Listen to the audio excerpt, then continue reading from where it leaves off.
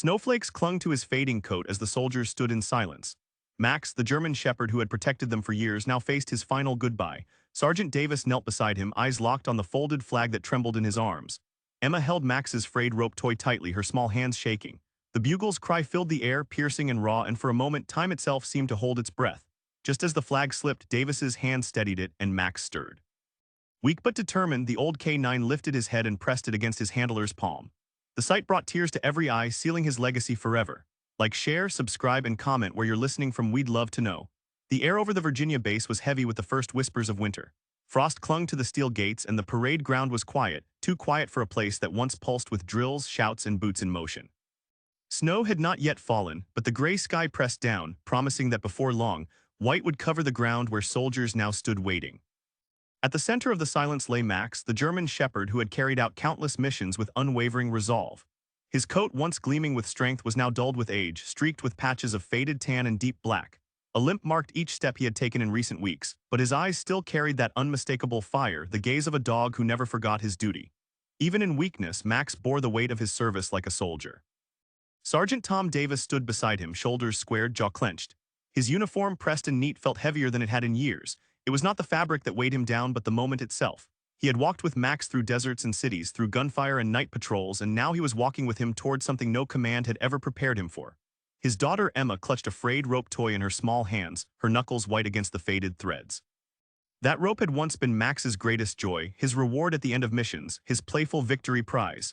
Now it was the last piece of him she could hold. The honor guard stood in formation, silent, boots gleaming, eyes straight ahead. Lieutenant Parker, firm yet compassionate, oversaw the ceremony with the kind of solemn respect only a soldier could understand. This was not just a farewell for a dog. This was a farewell for a fellow warrior, a partner who had risked everything for the men and women beside him. A bugle rested at the side of one soldier, its brass catching the dim light. For now it was quiet, but soon it would release its mournful cry into the cold air. Every eye on the parade ground flicked toward Max, waiting, knowing that once the first note carried through the silence, there would be no turning back. Davis lowered himself to one knee, brushing a hand over Max's thick fur. His touch lingered on the worn leather collar that had accompanied Max into battle countless times. He whispered words only Max could hear, not commands, not orders, just fragments of a bond that ran deeper than language. Max's ear twitched at the sound, his body weak but still aware of the man beside him. Even now he seemed to wait for a signal, one final act, one last chance to serve. Emma stepped forward, slipping the rope toy beside Max's paw. The faded threads lay against the frozen earth, half buried by frost. She looked at her father, her eyes shimmering with the confusion of a child too young to grasp duty yet old enough to feel loss. Davis placed a hand on her shoulder, grounding her in the moment, steadying her against the weight of grief pressing down on them all. The crowd was larger than Davis expected. Word had spread quickly, and now not only soldiers but civilians from the nearby town had gathered. Some stood in silence, hats clutched to their chests. Others fought back tears as they looked upon the dog who had guarded their freedom without complaint. A hero in uniform could inspire respect. A hero on four legs inspired something more, a kind of unfiltered love and reverence no words could quite capture. The wind shifted, carrying a sharp chill. It swept across the parade ground, rattling the flagpoles, tugging at the folded flag waiting to be presented. Davis's eyes caught the fabric, crisp and ready. Its stars and stripes, a symbol Max had unknowingly defended every day of his service. Soon that flag would rest in Davis's arms, but the thought tightened his chest because he knew once it did, Max's story would be over. Silence thickened. The kind that arrives just before a storm, the kind that makes every sound sharper, every breath louder. A command would be given soon and the ceremony would begin. Davis's hand trembled slightly against Max's fur. He had faced firefights without blinking, but this moment, this final goodbye, felt more unbearable than bullets. Max shifted, a low breath escaping his chest. His eyes closed briefly, then flickered open. Even in that fragile state, he searched for Davis's face, for Emma's presence, for the rope toy lying near his paw. He did not understand ceremony or flags, but he understood love, and in that love he had always found his purpose. The bugler raised the instrument. The first cold note split the air, slow and mournful, echoing against steel and stone. Heads bowed, hands rose in salute, and the ceremony began. Davis's heart pounded as the sound carried across the parade ground, each note pulling him closer to a truth he did not want to face. The moment was here. The goodbye had started. But as the final echoes of that opening call faded into the cold air, something happened that no one expected. The first note of the bugle still hung in the air when Davis felt Max's body stir beside him. It was not strength that moved the old German shepherd now, but something else, something deeper. A faint tremor coursed through Max's muscles, as though the sound of the bugle had awoken a memory buried in every fiber of his being. Davis froze, his hand tightening on the worn collar, unwilling to believe what he felt. The honor guard did not move, their eyes locked forward, their salutes rigid in the frozen air. Yet Davis sensed that every soldier had noticed it too. They were trained to see the slightest flicker of motion, the smallest break in formation. And Max's twitch, that subtle rise in his chest, was not lost on them. The silence between bugle notes magnified it, turned it into something larger, something undeniable. Emma stepped closer, clutching the rope toy with trembling hands. She looked at Max with a mixture of hope and fear, unsure if what she saw was real or just her heart wishing it to be. Davis reached for her hand, steadying her, grounding her in the moment. He whispered again, not words of command, but words of presence, letting Max know he was not alone. The bugle continued, its cry bending through the cold air, each note stretching, pulling, and fading into the stillness. The folded flag trembled in the hands of the guard, its edges fluttering with the sharp breath of wind. Davis's gaze flicked to it, then back to Max, afraid to look away for even a second. Because now, in this fragile span of time, every heartbeat mattered. Max's head shifted, slow and deliberate. His eyes, clouded by age but still burning with that inner flame, locked on Davis. For a moment, the world seemed to narrow to that single gaze, handler and dog, soldier and partner, bound by years of trust and survival. In that look was a lifetime of unspoken words, gratitude, loyalty, love. And in that same look was a question, silent but heavy, is this my last command? Davis swallowed hard, his throat tight. His mind raced through memories. Max charging into alleys without hesitation. Max sitting obediently through long, tense hours of waiting. Max returning to him after every mission, tail high, rope toy clenched in his teeth like a trophy.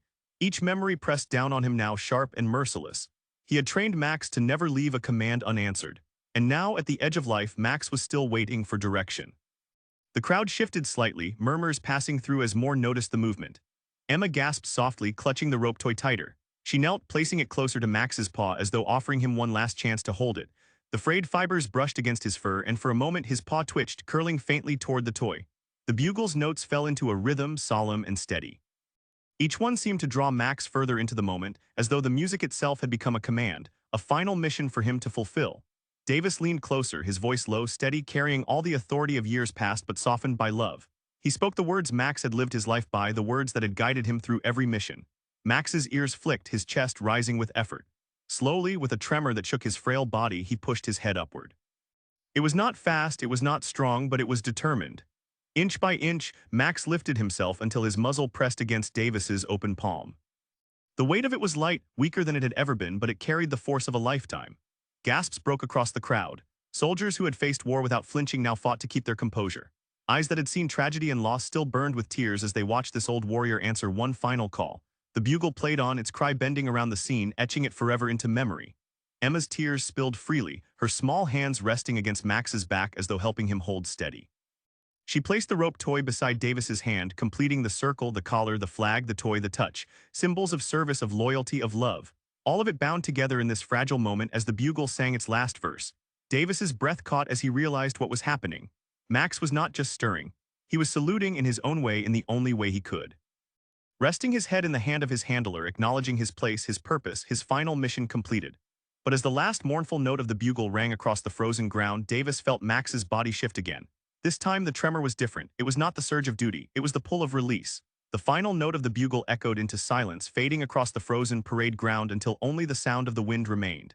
Davis did not move. His hand stayed firm beneath Max's muzzle, unwilling to let go, unwilling to believe that the weight he felt was already changing. The warmth of Max's breath was still there, faint but slipping like smoke dissolving into cold air. Emma pressed closer, her tears wetting Max's fur. She whispered words meant only for him, but her voice trembled, broken by grief. The rope toy lay against his paw, untouched yet symbolically present, a reminder of joy in a life filled with duty. Around them, the formation of soldiers held their silence, every man and woman locked in place, salutes frozen in the air, faces carved with sorrow. Lieutenant Parker gave no signal to move. He knew this moment was not his to command. It belonged to Davis, to Emma, and to Max. The flag remained folded in the hands of the guard, edges stiff, corners perfect, waiting for its destined place. Yet it seemed unwilling to move forward, as though even fabric could sense the weight of what was unfolding. Davis's mind unraveled into memory. He saw Max bounding across training fields, eyes sharp, body strong. He remembered the first time Max had found him in the chaos of smoke and debris, pressing against his side to guide him back to safety. He remembered the quiet nights after missions when the world was finally still and Max would rest his head on his lap, heavy and grounding. Each memory crashed over him, sharp and relentless, until he felt like he was drowning in the past. Max's body trembled once more, a shallow shiver that coursed through him from paw to muzzle. His eyes flickered, catching the dim light of the gray sky, and for one last time they fixed on Davis. It was not the gaze of a soldier awaiting command, nor the stare of a partner ready for orders. It was softer, deeper, it was farewell. The weight against Davis's hand grew heavier, not with strength but with finality. He felt the change instantly, the subtle shift from life to stillness. It struck him like a physical blow, sharper than any wound he had ever sustained in combat. Emma sobbed, burying her face against Max's side, the rope toy pressed between her hands and his fur as though she could bind him to the earth by sheer force of love. The honor guard remained unbroken, but Davis knew their hearts were breaking. He could feel it in the silence, the kind of silence that is not empty but full, overflowing with grief and reverence. No one moved, because to move would be to acknowledge that Max's final salute was complete, that his mission had truly ended. Snow began to fall, light at first, then steadier, dusting Max's fur, settling on the rope toy, catching in Emma's hair. Each flake felt like a benediction, as though the sky itself had chosen to honor him. The sound of it was soft, but in the vast silence of the parade ground it was deafening. Davis's hand shook as he brushed the snow from Max's muzzle, though more flakes replaced it instantly. He bent his head, pressing his forehead to Max's, closing his eyes against the unbearable weight of the moment. His chest ached with a pain he could not contain, a grief that poured from him silently without words. The flag-bearer finally stepped forward, the folded fabric cradled in his arms like a sacred offering. The gesture was slow, reverent, each step measured against the rhythm of silence. When he reached Davis, he paused, waiting. Davis's hand lingered on Max's collar one last time before he pulled it free, the worn leather warm from the heat of his touch. He placed it atop the flag, his hand lingering there as if pressing a part of Max's soul into the cloth. Emma laid the rope toy beside the collar, her small hand trembling as she let it go. The image seared into every eye present, the flag, the collar, the toy, all resting together in perfect, tragic harmony.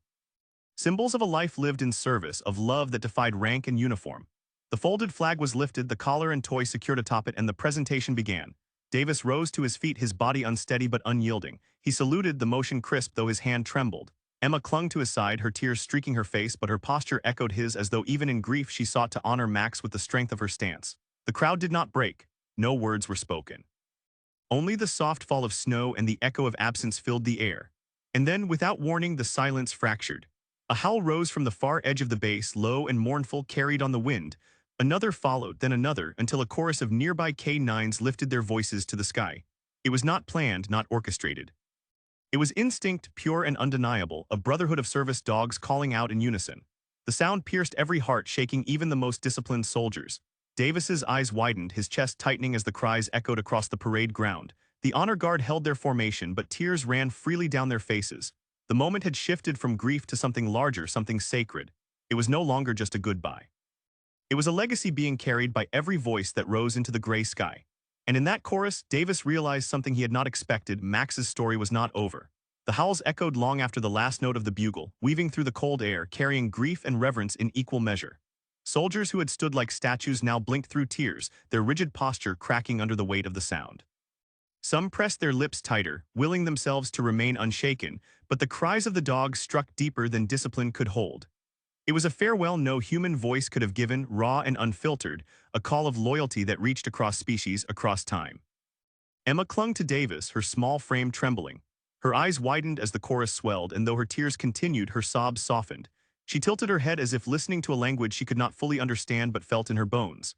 She whispered Max's name, not expecting an answer, but somehow knowing he had heard this farewell. The snow thickened, falling faster now, dusting every uniform, every hat, every bowed head. It coated Max's still body, settling in his fur until Davis gently brushed it away again, unwilling to let him be covered. The flag-bearer adjusted his stance, keeping the folded cloth high and secure, the collar and rope toy resting firmly atop it. That image would live forever in the minds of those who stood witness, not just a flag for a soldier, but a tribute for a dog who had served as one. Lieutenant Parker finally gave a slow nod, a signal for the next step of the ceremony. The honor guard moved with precise, deliberate rhythm, their boots striking against the frozen earth. They lifted Max with reverence, placing him upon a stretcher draped in white, the snow melting instantly against the fabric. Two soldiers carried him forward, their steps slow, steady, as though every inch was a pilgrimage. The crowd parted silently, creating a pathway down the length of the parade ground. No one spoke. No one moved carelessly, every head bowed as Max was carried past. Children clutched their parents' hands, veterans saluted through tears, civilians pressed hats against their chests. The air was filled not with sound but with the weight of collective respect. Davis and Emma walked close behind, his hand firm on her shoulder, guiding her, supporting her. Her eyes never left Max, her grip on the empty rope toy now fierce. She held it to her chest as though carrying the last piece of him forward. Davis kept his eyes forward, his jaw set, though every step felt heavier than the last. At the far end of the parade ground waited a small platform draped in black, flanked by two flags. A single wreath stood at its center, its evergreen branches dusted with fresh snow. Simple, unadorned, yet perfect. The soldiers carrying Max placed him gently upon the platform, adjusting the stretcher until he lay centered beneath the flags. The snow continued to fall, settling around him like a shroud. The honor guard raised their rifles. The first shot cracked through the air, sharp and final. Emma flinched, clutching Davis's arm, but he steadied her, holding her close. The second shot rang out, echoing off steel and stone. The third followed, a sharp punctuation to the silence. Then the rifles lowered, their barrels steaming faintly in the cold. The bugle raised once more, not with the mournful notes of earlier, but with a brighter call, a tune reserved for final honors. It rose into the sky, piercing through the snowfall, carrying a different kind of weight. It was not grief now, but recognition, acknowledgement that this was not an end but a passage. As the notes faded, the soldiers turned, stepping aside to allow Davis forward. He approached the platform slowly, his boots crunching against the snow. He laid his hand once more upon Max's fur, brushing gently across the faded black saddle and tan coat. His touch lingered at the collarbone where the worn leather strap had rested for so many years. He bent low, pressing his forehead to Max's once more, a gesture of final communion. Emma followed, her small frame trembling, her breath visible in sharp bursts. She placed the rope toy beside Max, tucking it against his paw. Her lips moved silently, as though offering him one last secret. When she stepped back, her tears had not stopped, but her face held a strange strength, as though she understood something beyond her years. The platform would soon be lifted, Max carried toward his final resting place beyond the parade ground. But before the soldiers could move again, the unexpected happened. One by one, the men and women who had served alongside Davis stepped forward. Each placed a hand briefly upon Max's stretcher, their touch a silent vow, a mark of respect. Some whispered quietly, others simply stood still, but each left a piece of themselves in that moment. The line grew, stretching longer as soldiers and civilians alike approached. It was no longer just a ceremony. It had become a pilgrimage. The snow fell thicker, muffling sound, but the rhythm of boots in the snow, the hush of breaths, and the weight of silence carried more power than words ever could. And as the last soldier stepped forward, his hand lingering longer than most, Davis realized something profound. Max was no longer just his. He belonged to all of them now. His story, his service, his love had passed into the hearts of everyone who had touched him.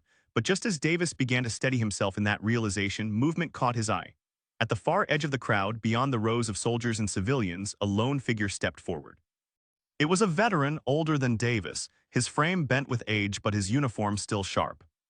In his hands he carried something that shimmered faintly even in the gray light, an old worn medal. The man approached slowly, the crowd parting in silence to allow him through. He stopped before the platform, eyes locked on Max, his breath ragged in the cold. He raised the medal high, then lowered it gently, placing it on the stretcher beside the rope toy. His hand lingered there, trembling, before he stepped back, saluting with tears running freely down his weathered face. The sight struck Davis like lightning. The ceremony had shifted once again, becoming something larger than rank, larger than tradition. Max was being honored not only as a K9, not only as a soldier's companion, but as a hero among heroes. And as the crowd absorbed the gesture, Davis knew the farewell was not over yet. Something more was coming, something no one had expected. The old veteran's medal rested on the stretcher, gleaming faintly against the dull gray of the winter day. The rope toy lay beside it, frayed and familiar, a relic of play and partnership. Above both, the folded flag and Max's collar formed a sacred tableau, binding together symbols of service, sacrifice, and love. The crowd had fallen into a silence so deep that even the snowfall seemed hesitant to disturb it. Davis's chest ached as he took in the sight.